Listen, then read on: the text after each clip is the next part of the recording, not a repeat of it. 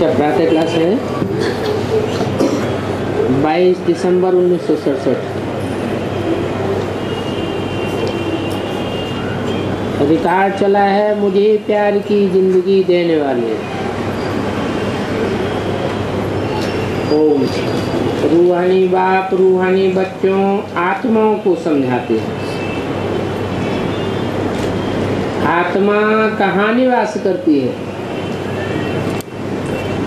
तख्त पर निवास करती है। ये आत्मा का बड़ा तख्त है।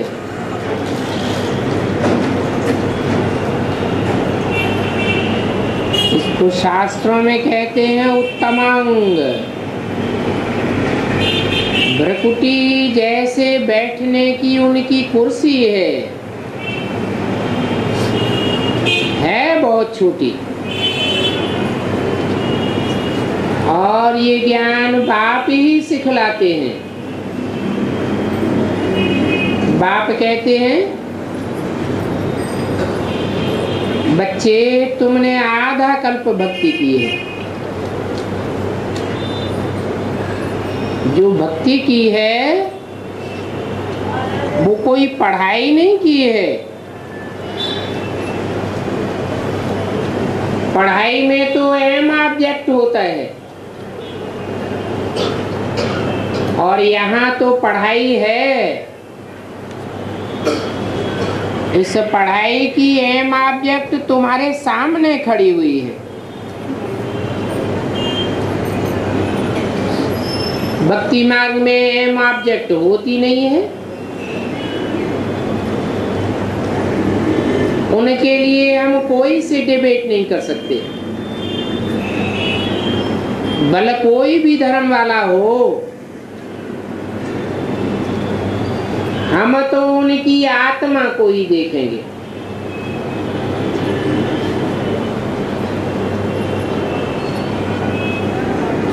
आगे शरीर को देखते थे, अब आत्मा को देखने से कहेंगे हम भाई को देखते हैं और हमारा कोई संबंध नहीं है। और संबंध देखेंगे तो देखने से क्रिमिनलाई काम करेगी। भाई अर्थात आत्मा समझने से क्रिमिनलाई काम नहीं करेगी। हम भी आत्मा, ये भी आत्मा। आत्मा ही आर्गन्स द्वारा बोलती है अथवा सुनती है। आत्मा के सिवाय दूसरी कोई बात याद नहीं आवेगी।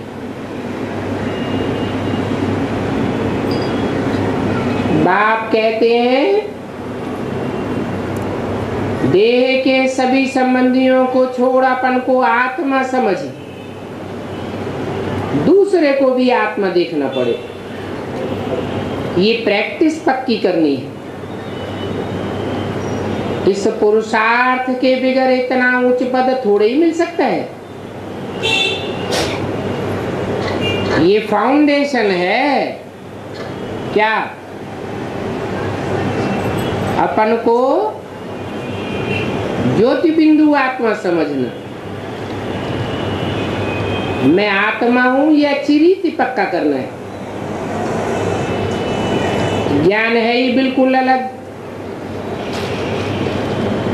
शंकराचार्य तुमको कहते हैं शास्त्रार्थ करो। शास्त्रों में क्या लिखा हुआ है उनका अर्थ बताओ। अब इसमें तो शास्त्रार्थ करने की बात ही नहीं है। सर्वशास्त्र शिरोमणि गीता है, उसमें भी लिखा हुआ है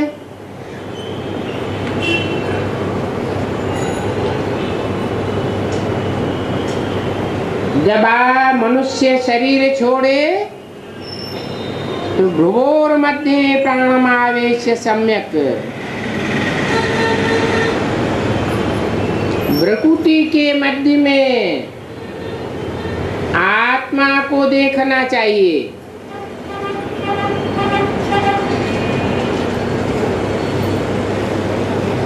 और आत्मा का रूप क्या बताया? अणोरणीयान् समनुस्मरेत्य है।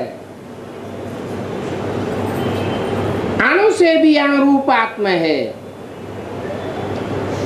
जिसकी ज्योति आंखों से निकलती है।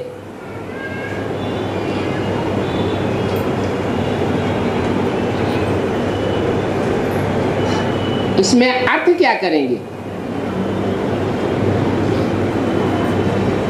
ये तो पढ़ाई है, पढ़ करके नर से नारायण बनना है, अमरपुरी में जाना है। अभी तो मृत्युलोक में बैठे हैं।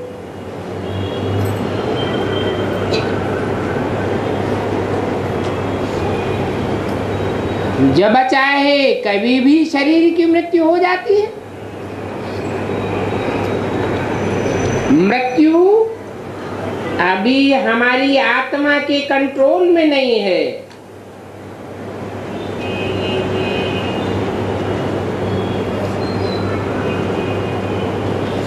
अमरपुरी में जाने के लिए पुरुषार्थ करना है, प्रैक्टिस करनी है, या बैठ करके शास्त्रार्थ करना है। पढ़ाई में कब डिबेट होती है क्या? वो लोग तो ड्रामा को बिल्कुल ही नहीं जानते। तुम बच्चे तो जानते हो, शिव बाबा हमको पढ़ाते हैं। इस पढ़ाई से फिर हम आधा कल्प सुख पाते हैं। तो जो शिव बाबा तुमको बैठ पढ़ाते हैं, उनकी तुम पूजा करते हो क्या?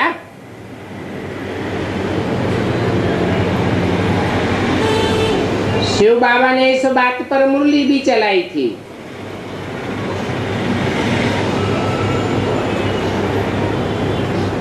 उनको समझाना चाहिए, जिस शिव बाबा को तुम पूजते हो वो तो ज्ञान का सागर है, और वो ज्ञान का सागर हमको पढ़ाए रहे।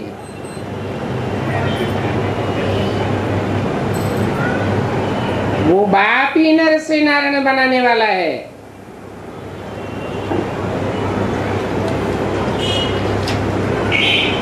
उनकी पहले पहले भक्ति भी अभी विचारी होती है।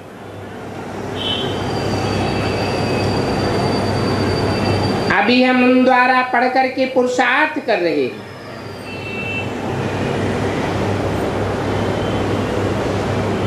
किन द्वारा? शिव बाबा द्वारा पढ़ करके पुरुषार्थ कर रहे हैं। मीडिया कौन बताया? स्वयं शिव बाबा। ये लिखना चाहिए ना, बलवा नहीं पढ़ेंगे। कोई ना कोई उनके प्राइवेट सेक्रेटरी होंगे, वो पढ़ेंगे। बोलो।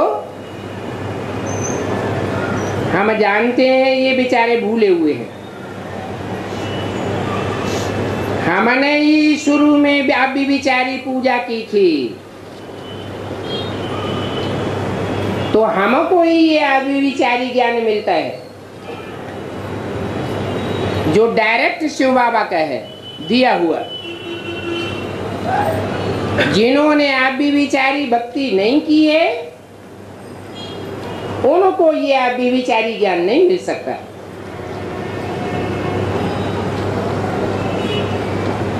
अभी तो सब भी विचारी पूजा करते रहते हैं। एक तरफ मंदिर में जाकर के शिव की आरती भी उतारेंगे, जल चढ़ावेंगे, दूसरी तरफ देवियों की भी पूजा करेंगे।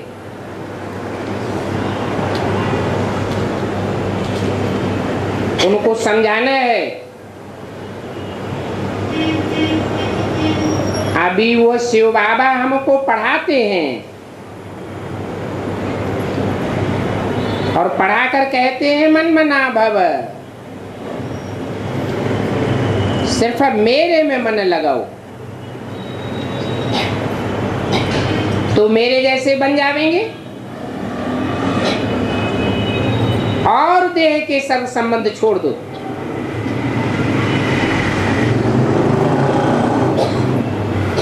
पतित पावन मैं ही हूं और तुम उनकी अभी पूजा करते हो। हमको वो पढ़ाए रहे हैं।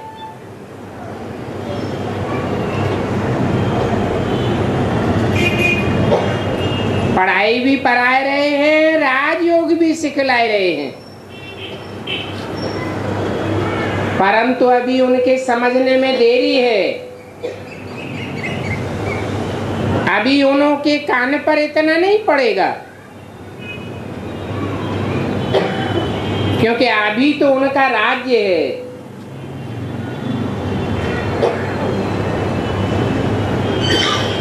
तुम जानते हो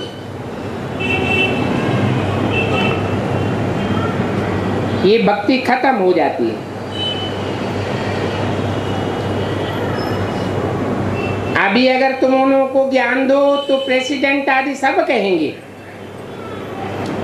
वाह, ये ब्रह्मा कुमारियां इतने बड़े बड़े सन्यासियों को ज्ञान देती हैं, शंकराचार्य को सुनाती हैं।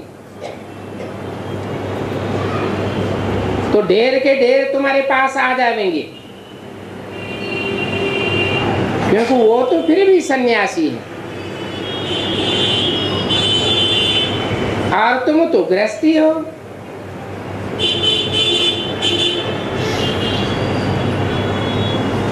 तुमने सन्यासियों को जीत लिया तो बाकी और क्या चाहिए। इन सन्यासियों आदि को पिछाड़ी में तुमने ज्ञान दिया। क्यों पिछाड़ी में ज्ञान देने लायक क्यों बने?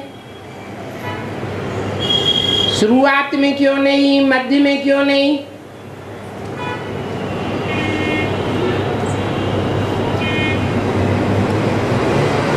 क्योंकि सन्यासी कहते आए हैं गृहस्थी जीवन गिरिहस्थी का जीवन है,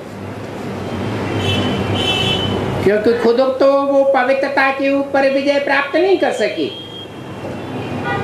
गृहस्थी जीवन में रहते हुए। जन्म जन्मांतर छोड़ छाड़ करके भागते रहे। उनको पढ़ाने वाला ऊंच ते ऊंच बाप नहीं मिला, जिसका गायन भक्ति मार्ग में प्रवृत्ति मार्ग का है या निवृत्ति मार्ग का है। भक्ति मार्ग में ऊंच ते ऊंच गृहस्थी कौन है? जो भगवान के रूप में गाया हुआ है, शंकर पार्वती। उनको जगत का पितर कहा जाता है, पूर्वज कहा जाता है।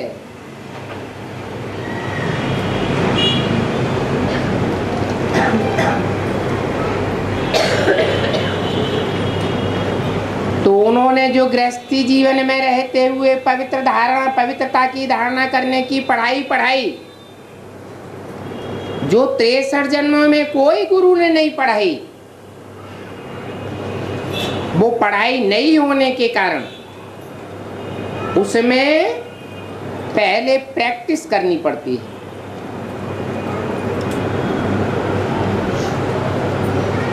इसलिए बोला है अभ्यासेन तो कौन्तेय, अभ्यास के द्वारा ही ये आत्मा कर्म करते हुए भी अपनी स्वयं स्थिति में स्थित हो सकती है। दूसरा कोई उपाय नहीं है। तो अभ्यास करने के लिए समय तो चाहिए, इसलिए बोला कि अंत में तुम इन सन्यासियों को भी जीत लेंगे।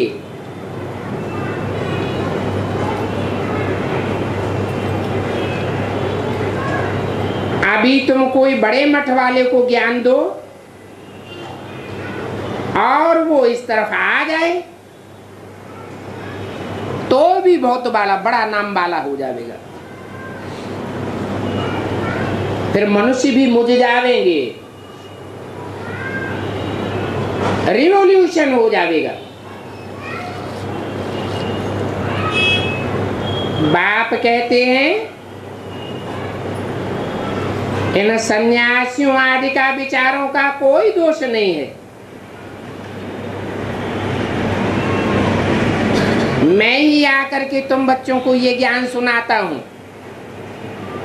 कि घर गृहस्थ में रहते हुए कैसे आत्मा को, मन बुद्धि को एकाग्र करना है। तुमको कर्म संन्यास नहीं सिखाते हैं,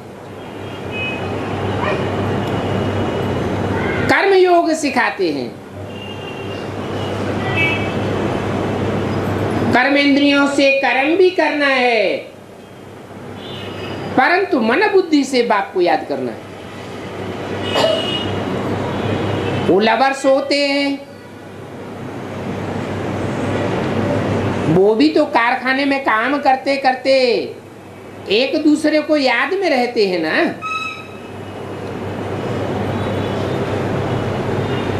या याद में रहने के लिए झांझ मंजीरा बैठकर बजाते हैं। कोई तपस्या करते हैं क्या? नहीं।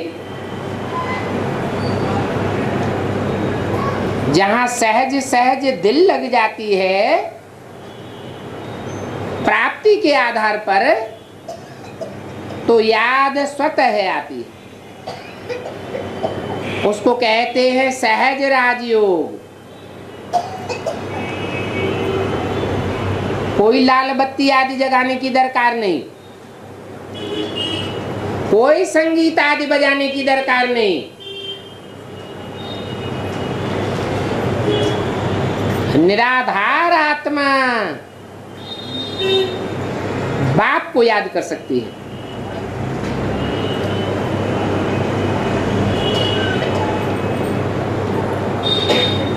इस ज्ञान के लिए डिबेट आदि करने की तो दरकार ही नहीं।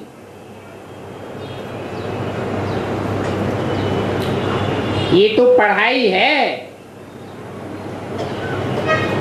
ऊंच से ऊंच बाप की, जो एक बाप ही पढ़ाई सकते हैं।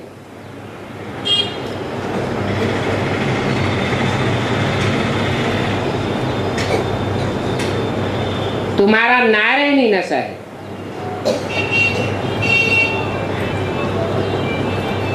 मनुष्यों को तो होता है धन का नशा। तुमको नारायणी नशा है। उनके पास धन है तो धनवान होने के कारण उनको धन का नशा होता है, और तुम्हारी बुद्धि में कौन बैठ गया?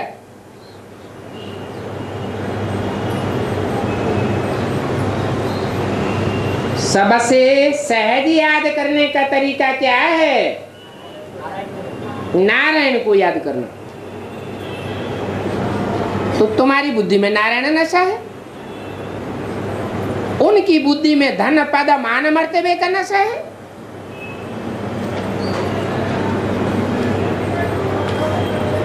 गैन भी संत समय का ही है।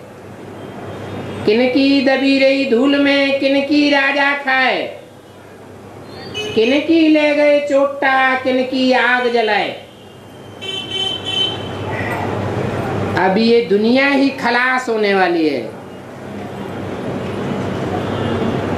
चाहे कितने भी कोई धनवान हो,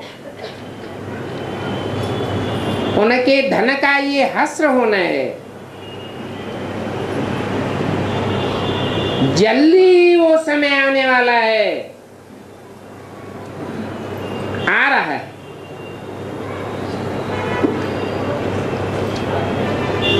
धन सफल उनका होगा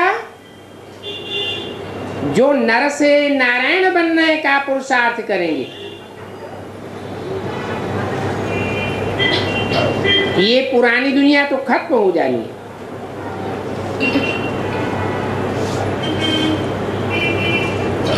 संन्यास का अर्थ क्या है सो भी कोई नहीं जानते। सम माने संपूर्ण, न्यास माने त्याग।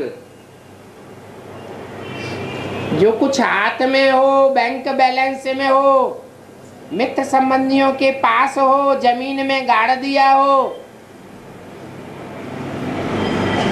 उस सब का त्याग करो ईश्वरीय सेवा में। तो संन्यास का अर्थ है हाथ खाली करना।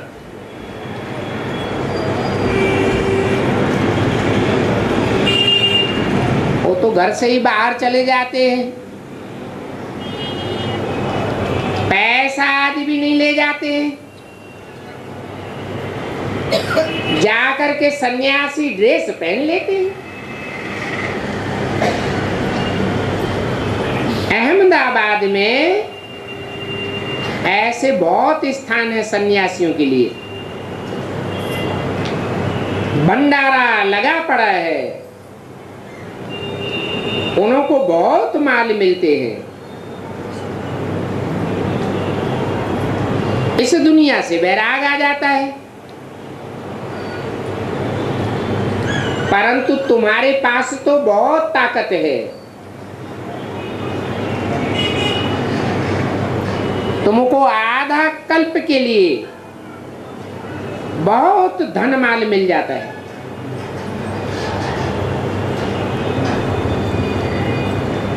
उनमें तो इतनी ताकत ही नहीं, तो धन भी नहीं मिलता। सबसे बड़ी ताकत कौन सी है मनुष्य के पास? तन बल, धन बल, जन बल गाया हुआ है, परंतु ये सब विनाशी धन है। मनुष्य के पास सबसे बड़ा पावर जो है, जिसकी सुरक्षा की कोई परवाह नहीं कर रहा है, धन इकट्ठा करने में लगे हुए हैं, तन की ताकत बनाने में लगे हुए हैं, जनबल इकट्ठा करने में लगे हुए हैं। परंतु मनुष्य का जो मनोबल है, बुद्धि बल है, वो सुबह से लेकर के शाम तक मन भटकता रहता है, बिखरता रहता है, रात में सोते सोते भी बिखरता रहता है, स्वप्न में।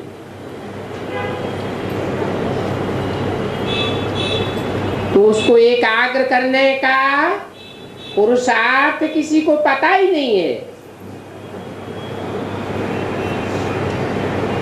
मन बुद्धि का बल है, अगर एकाग्र हो जाए तो धन भी बहुत आ सकता है, तन की ताकत भी बहुत आ सकती है, और जनबल भी बहुत इकट्ठा हो सकता है।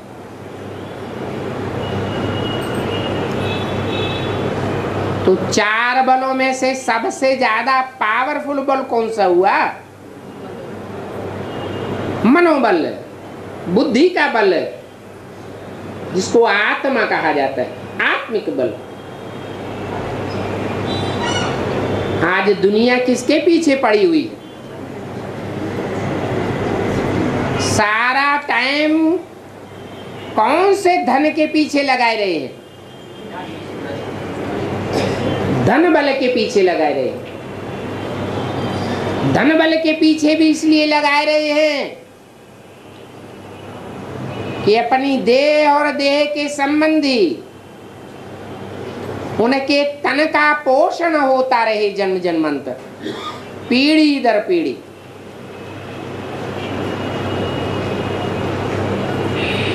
परंतु अब तो विनाश होना है। एटॉमिक एनर्जी बन चुकी है। 70 साल पहले न भगवान आया था और न ये एनर्जी तैयार होना शुरू हुई थी। भगवान बाप आते हैं तो दोनों कार्य एक साथ कराते। नई दुनिया की स्थापना का कार्य भी शुरू होता है और पुरानी दुनिया के ध्वंस का काम भी शुरू हो जाता है।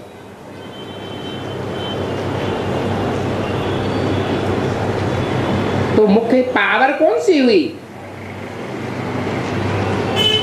धन बल, तन बल, जन बल मुख्य पावर नहीं है।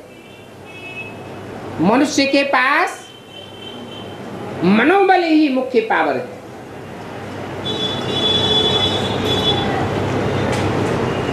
ये सन्यासी जब तमो प्रधान बन जाते हैं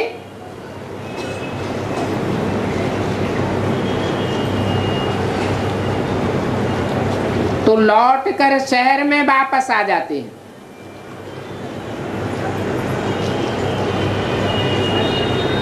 वो चाहे बाहर की दुनिया के सन्यासी हो और चाहे ब्राह्मणों की दुनिया की सन्यासी हो।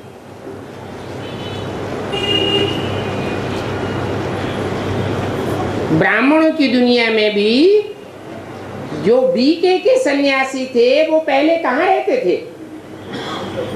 शहरों में रहते थे या एकांत जंगल में पहाड़ों पर रहते थे? कहाँ रहते थे? शांत एकांत जंगल में पहाड़ी देश में रहते थे। बाद में तमो प्रधान बने तो शहरों में घुस पड़े।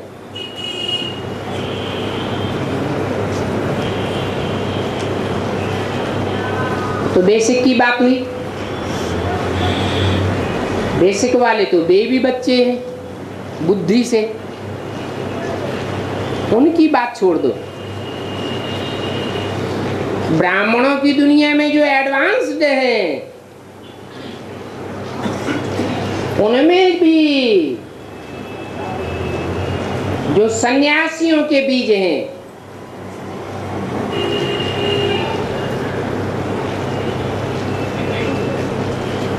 उनका भी यही हाल होता है।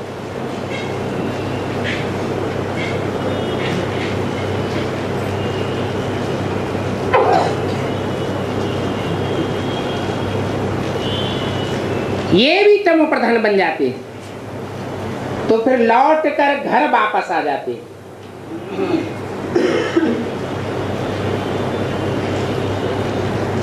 पहले पहले तो घर वालों को ठेंगा दिखा चले जाते। उनको तुम पकड़ सकते हो परंतु सब है जैसे जट बुद्धि।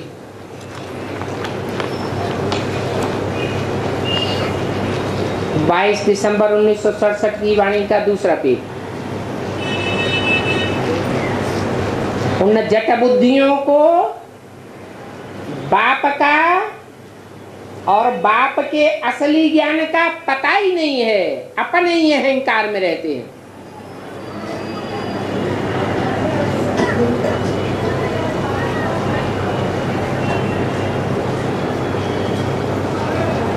ये भी तुम जानते हो।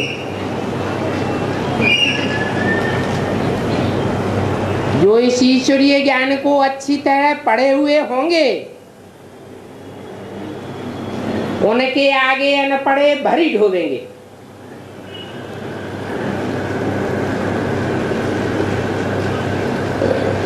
लक्ष्मी नारायण के चरणों में तो सब झुकते हैं। क्यों? बड़े से बड़े सन्यासी भी ओम नमो नारायण कहेंगे, नारायण को नमन करेंगे। क्यों झुकते हैं उनके चरणों में सब? और देवताओं की ग्लानि भी कर सकते हैं, करते हैं, भगवान की भी ग्लानि करते हैं। लेकिन लक्ष्मी नारायण की ग्लानि कहीं शास्त्रों में नहीं है। उनसे जाए धन मांगते हैं।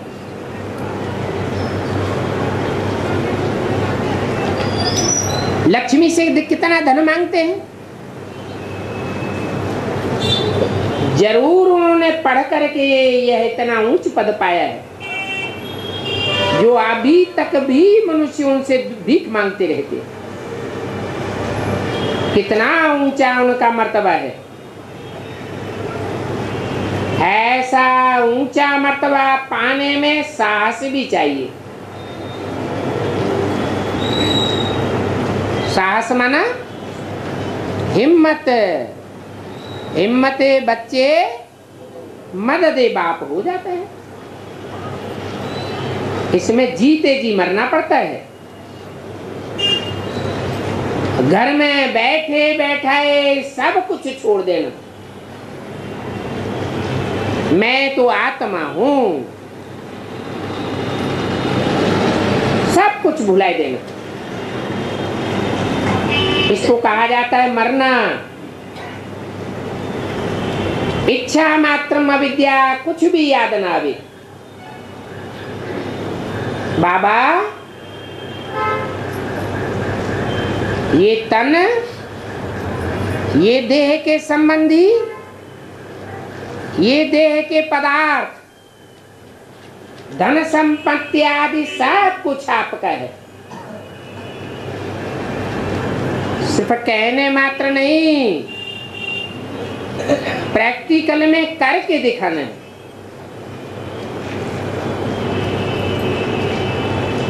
जो नहीं करेंगे प्रैक्टिकल में, आखिरी में उनको भी मरना तो है कि बचे रह जाएंगे। तन धन धाम सुहृद परिवार सब खलास होगा या नहीं होगा? सबका आगे पीछे खलास होना है। अभी सभी के वानप्रस्थ अवस्था में जाने का टाइम है।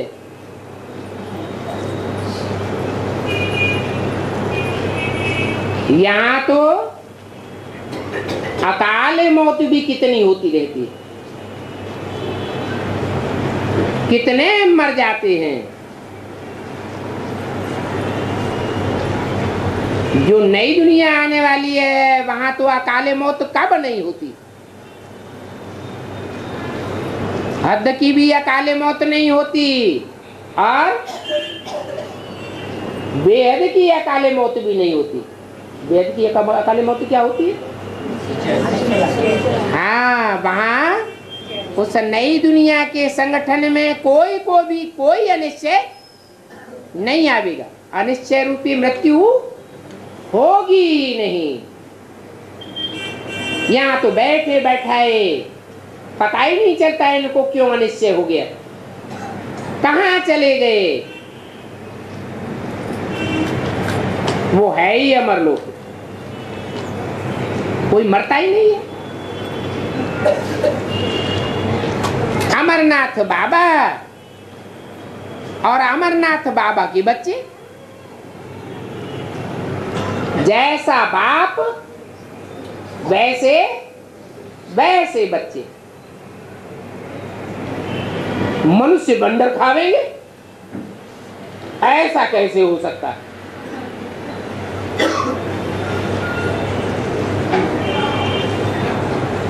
कि कोई बच्चे ऐसे भी हों घर परिवार में जिनका बाप अमरनाथ हो और बच्चे भी अमरनाथ हो, तो पहले तो उनको बेहद का ज्ञान समझाना पड़े।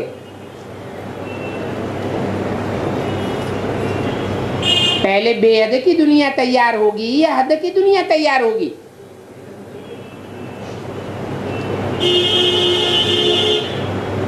तो वंडर खावेंगे।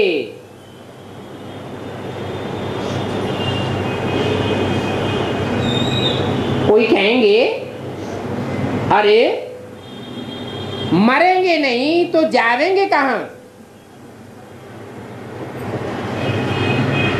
तो तुम कहेंगे योग बल से वहां एक शरीर छोड़ करके दूसरा लेते हैं। क्या योग बल जब बहुत तीव्र हो जाएगा तो बोला तुम बच्चे ब्रह्मा की तरह दूसरे के शरीर में प्रवेश करके भी पार्ट बजावेंगे। तो ये प्रैक्टिस पक्की हो जाएगी। जब चाहे हम अपना शरीर छोड़ें और दूसरे में प्रवेश करके ईश्वरीय सेवा कर डालें, और जब चाहे अपने शरीर में वापस आ जाए।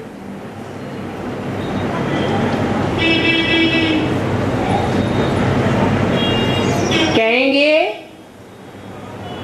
ये भी तो शरीर छोड़ना हुआ ना। अरे शरीर तो छोड़ा ना, परंतु किस युक्ति से छोड़ते हैं वो भी तो समझने की बात है। तुमने तो अब उस युक्ति को अच्छी तरह समझ लिया है, सिर्फ प्रैक्टिस पूरी करने की बात है।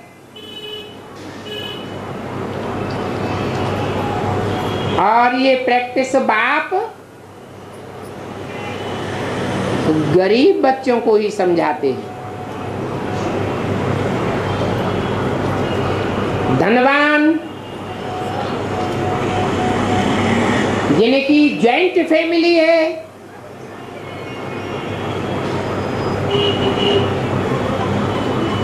बड़े बड़े मल्टी मिलियनर्स हैं, वो तो इस ज्ञान को समझेंगे नहीं। तो पहले यहाँ गरीब अबलाएं ही आती हैं।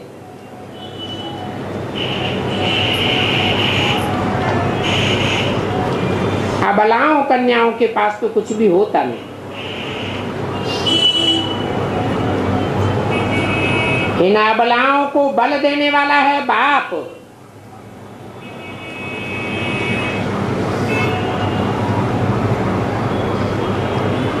और तो सब इनका बल हरण कर लेते हैं, अबला बनाए देते हैं। आजकल तो मनुष्य अपन को कितना बलवान समझते हैं। गवर्नमेंट को भी पत्थर मारने में देरी नहीं करते।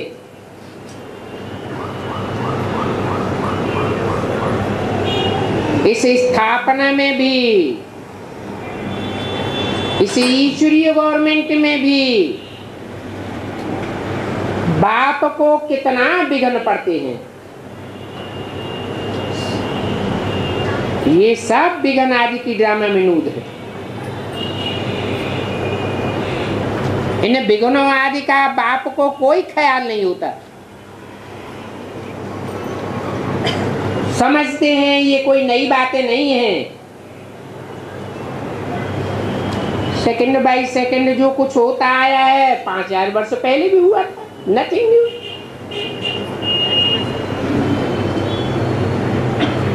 अभी ये म्यूजियम स्थापन किया है, नथिंग न्यू। 5000 वर्ष पहले भी राजा स्थापन की थी।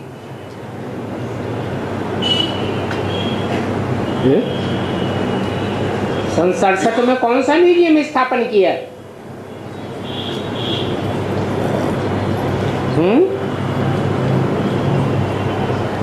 जड़ म्यूजियम स्थापन हुआ या चैतन्य है? जड़ म्यूजियम माउंट आबू में तैयार होना शुरू हुआ। और जड़ म्यूजियम भी सब बच्चों को देखने की दिल होती थी।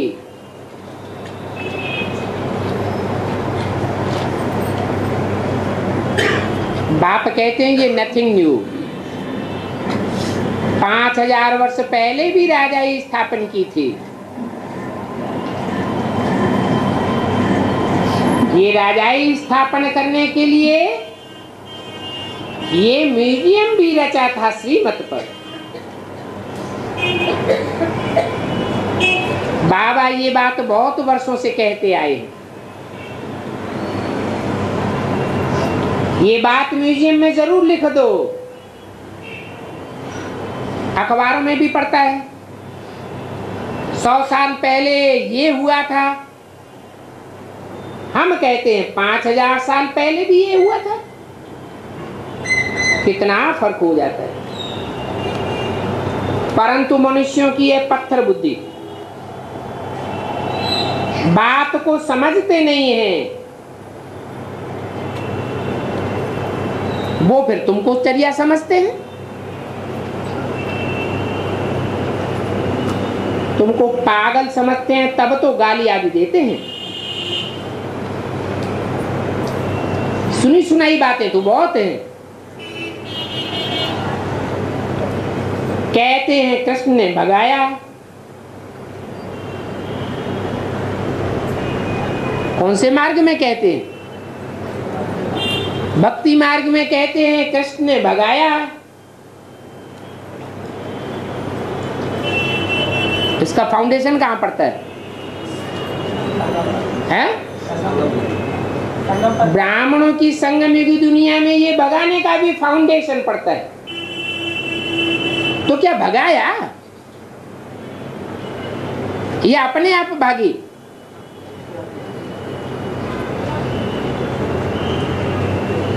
उनको ये थोड़ा ही पता है कि अगर भगाया भी तो पटरानी बनाने के लिए भगाया।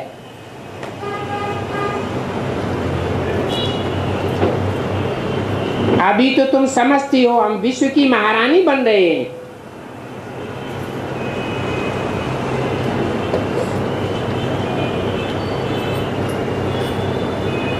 बाकी तुम भागे विकारों के कारण, और कोई बात नहीं थी।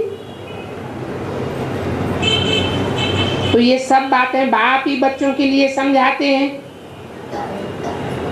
ड्रामा के आदि मध्य अंत को तुम ही जानते हो, और कोई भी बेचारे शंकराचार्य अथवा राजाएं आदि कुछ भी नहीं जानते। दुनिया में तो अनेक प्रकार के ढेर मत हैं, और यहां तुमको मिलती है एक मत।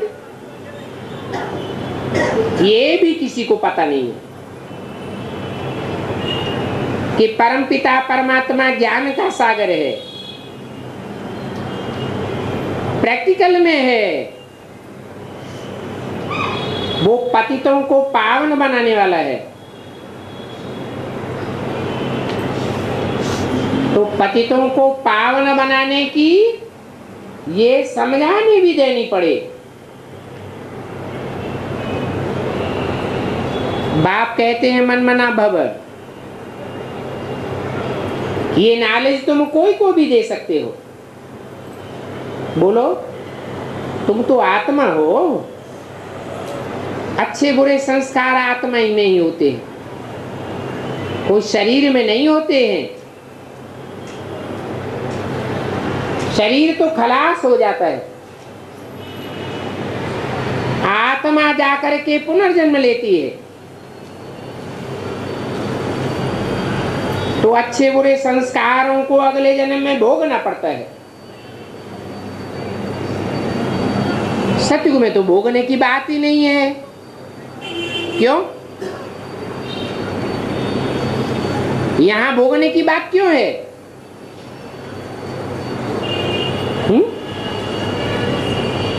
अरे युग तो सतयुग भी है और युग कलयुग भी है। यहाँ अच्छे बुरे संस्कार क्यों भोगने पड़ते हैं और वहां क्यों नहीं भोगने पड़ते हैं? वहां क्यों नहीं विकर्म होते? अकर्म क्यों होते हैं? वहां आत्मिक स्थिति होती है। कोई को वहां देह की स्मृति नहीं होती है। देह की स्मृति के कारण विकर्म बनते हैं देह भान से। तो वहां भोगना से कैसे छूटते हैं, सो अभी बाप समझाते हैं।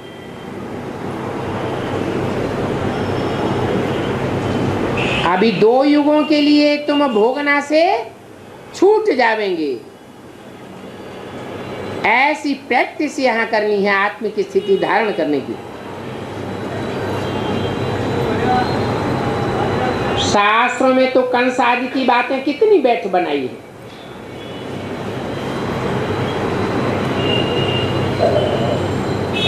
कृष्ण के साथ कंस दिखाते हैं। अब वो कौन सा कृष्ण था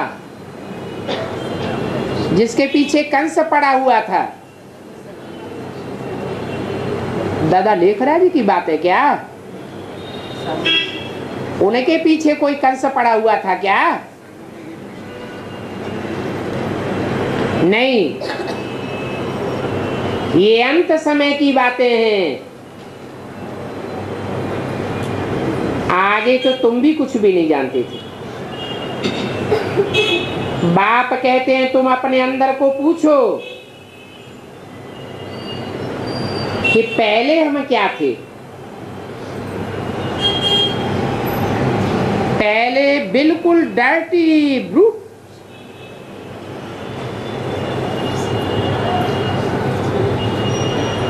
इन देवताओं को मानते थे कि ये सर्वगुण संपन्न है, हम पापी कपटी नीचे हैं। आगे तो भक्ति भी करते थे तो बेसमझी से। अभी तो तुमको समझ मिली। बाप कहते हैं ये आसुरी संप्रदाय है और ये रौरव नरकवासी हैं। रौरव नरक कलयुग अंत को कहेंगे। द्वापर में रौरव नरक नहीं होता है, अभी सब पापात्म है। बिच्छू टिंडन नाग बलाए हैं।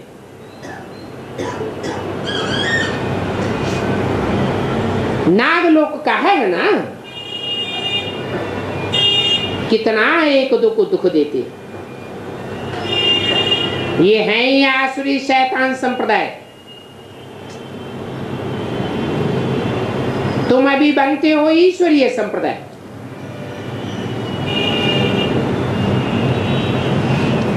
तुम इंसान हो, आत्म की स्मृति की शान में रहने वाले हो। जितनी जितनी प्रैक्टिस करेंगे उतना उतना ईश्वरीय संप्रदाय बनते जाएंगे। फिर अंत में बनेंगे दैवी संप्रदाय। अभी तुमको स्मृति आई है कि अभी हम पुरुषोत्तम बन रहे हैं। हम कोई आसुरी संप्रदाय नहीं है। जो जन्म जन्मांतर के आसुरी संप्रदाय होंगे वो तो दूसरे धर्मों में कन्वर्ट हो जाएंगे। वो है बगुले। बगुला क्या करता है?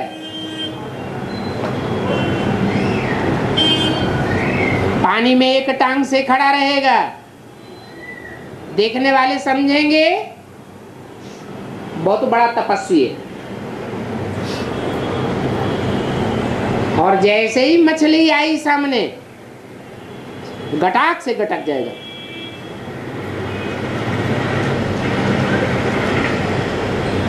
तुम तो हंस हो, मोती चुगने वाले।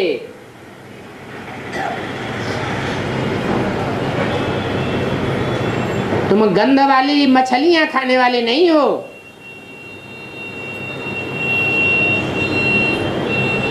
हंस और बगुले इकट्ठे नहीं रह सकते।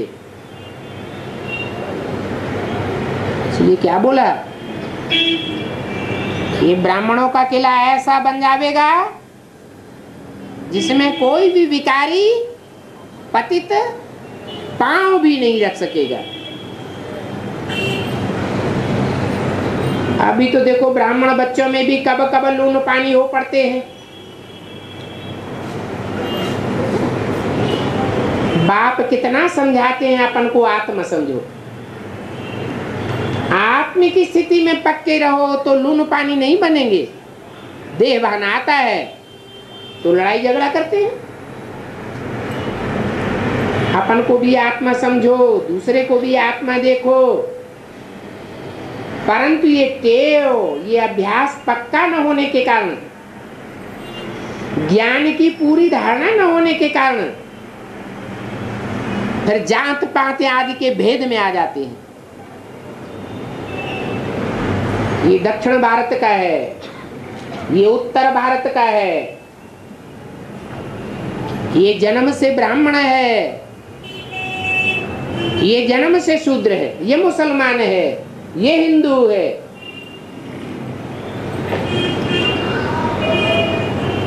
अपन को और दूसरे को आत्मिक रूप में नहीं देखते। आत्मा समझने से कोई भी जात पात आदि का भेद नहीं रहेगा। कोई हिंदू या मुसलमान देखने में नहीं आवेगा। बाप कहते हैं ये देह के संबंध छोड़ अपन को आत्मा समझो। ये मारवाड़ी है, ये फलाना है, ये बात बुद्धि से निकल जानी चाहिए। 22/12/67 की वाणी का 3रा पेज। इसलिए बाप कहते हैं भाई भाई देखो, ये आत्मा भाई भाई की टेव पक्की पड़ जानी चाहिए।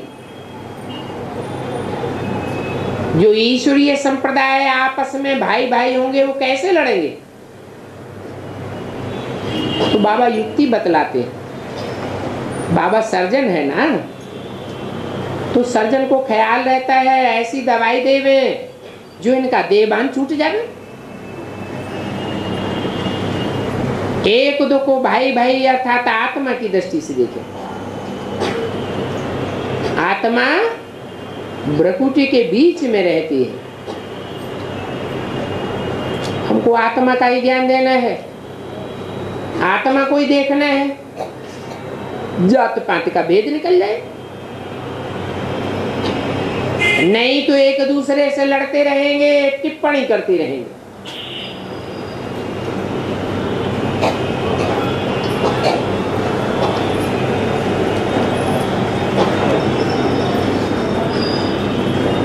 इसमें तो भाई भाई देखना है, यही मेहनत करनी है।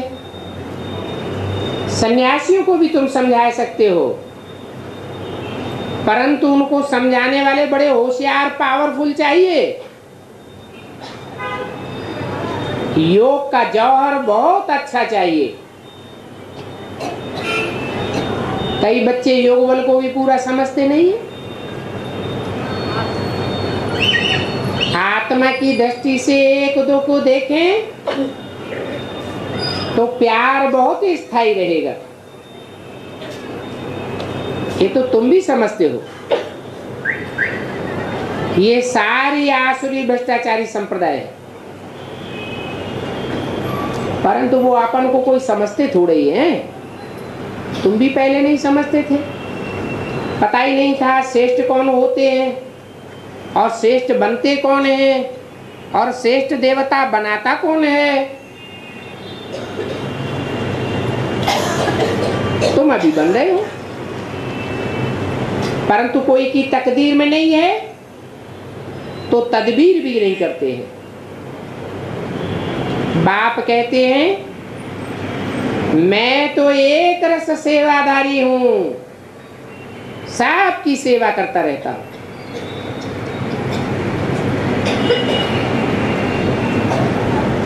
क्या कहा? बाप की पहचान के पॉइंट एक एक मुरली से इकट्ठे करने चाहिए। अभी क्या पहचान बताई बाप के पार्ट की स्पेशल? बाप एक रस सेवादारी होगा। और बच्चे एक रस नहीं रह पाते। सेवा में एक रस रहे तो पता चले कि इनकी बाप समान स्टेज है।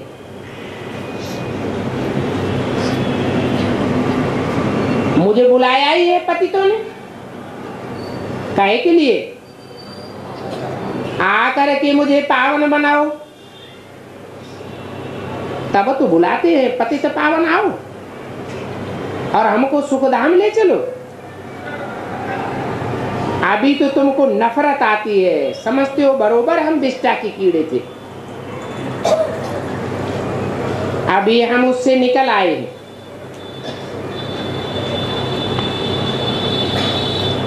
ये दुनिया विषय वैतरणी नदी है, इसमें सर्प सर्पिणियां रहते हैं।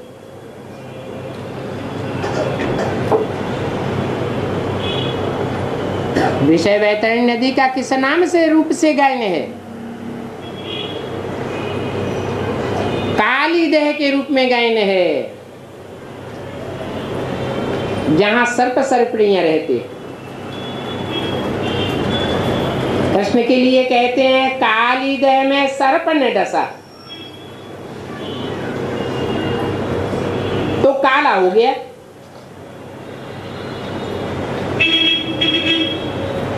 काली देह में डुब्बक लगाई होगी तब तो काला हुआ। अभी तो सन्यासी कहते हैं कि स्त्री सर्पिणी है। ये थोड़े ही समझते थे कि हम भी पहले सर्प थे, डसते रहते थे। पहले पहले तो हमने डसना शुरू किया। काली देह तो है ना। कृष्ण की आत्मा पहले पहले बहुत जन्मों के अंत में थी,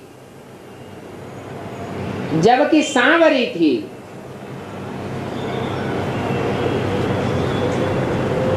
विषय वैतरणी नदी में थी ना, उसको काली देह कहेंगे। और बाप है भगवान। भगवान जानते तो है ना कौन कौन गुलाब के फूल हैं और कौन अक के फूल हैं, कौन सुगंध देने वाले हैं आप व्यभिचार की और कौन व्यभिचार की दुर्गंध देने वाले हैं। अक के फूल को तो कोई भी खाना सूंघना पसंद नहीं करेंगे।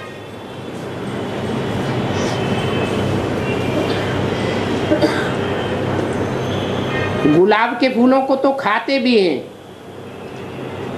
अर्क बनाकर सूंघते भी हैं।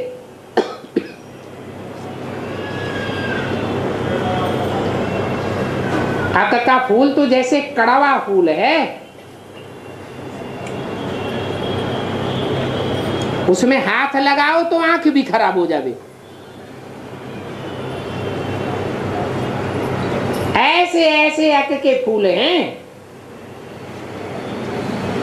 बुद्ध रूपी आंख थोड़ी भी अटैच हो गई तो दृष्टि ही भ्रष्ट हो जाएगी। खुद भी समझते हैं हम कांटा है, मैं किसको सुख देने वाला नहीं हूं। बेहद के बाप तो हर एक को जानते हैं ना। ये बेहद का बाप बेहद का टीचर भी है, क्योंकि सभी टीचर्स का टीचर है। और सभी टीचर्स को तो मनुष्य पढ़ाई पढ़ाते हैं, मनुष्य गुरु पढ़ाई पढ़ाते हैं, परंतु इस टीचर को पढ़ाने वाला कोई मनुष्य गुरु नहीं हो सकता।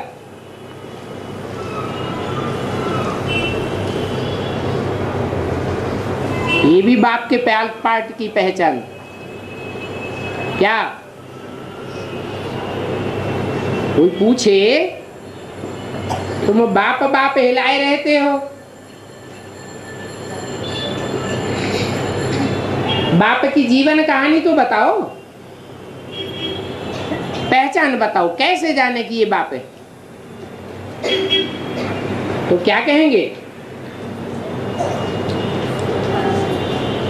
मुरली में एक एक करके पॉइंट बताते रहते हैं। कलेक्ट करने वाले बच्चे कलेक्ट करेंगे, खुद भी समझेंगे, दूसरों को भी समझावेंगे। तो क्या पहचान बताइए भी कि बाप ऐसा टीचर है जिसको दुनिया में कोई साकार मनुष्य पढ़ाई नहीं पढ़ा सकता, और मनुष्य गुरु हैं वो तो सब मनुष्य गुरुओं से पढ़ने वाले हैं। इस दुनिया में ऐसा कोई टीचर होगा जो कहे हम तुमको ऐसा लक्ष्मी नारायण बनाता हूं?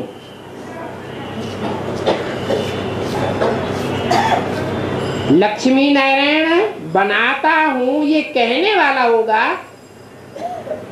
तो साकार होगा या निराकार होगा? कहेगा तो मुख से ही। और जो बनाने वाला होता है, डॉक्टर बनाने वाला हो, इंजीनियर बनाने वाला हो, तो पहले खुद होगा कि नहीं होगा? है? पहले तो खुद होगा। इनकी श्रीमत पर चलते हैं तो मानना चाहिए। अगर भगवान का भी नहीं मानेंगे तो बाकी किसका मानेंगे? बाप कहते हैं तुम भाई भाई हो ना, फिर तुम्हारी विकार की दृष्टि क्यों जानी चाहिए? ये टेव बहुत अच्छी डालनी है। महावीर महावैनियों को बहुत खबरदार रहना है।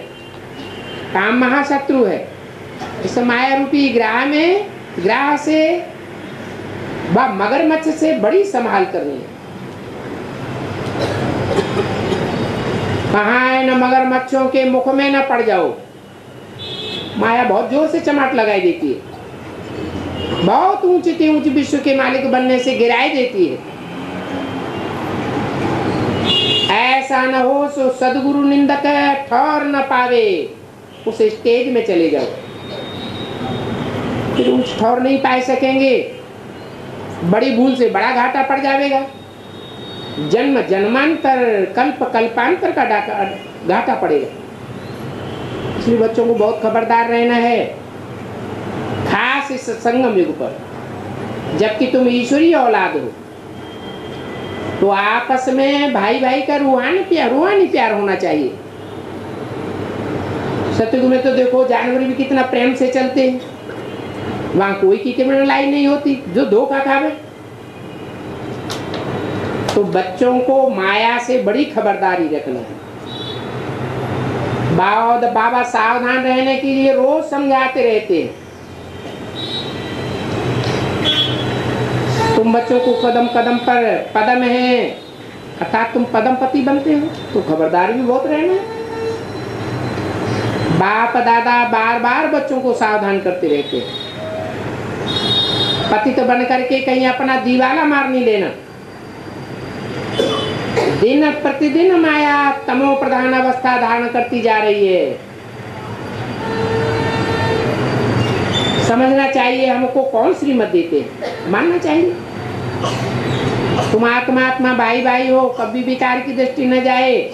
आत्मा को देखो, भाई को देखो, टेव पक्की रखो। इस बात में मेहनत है।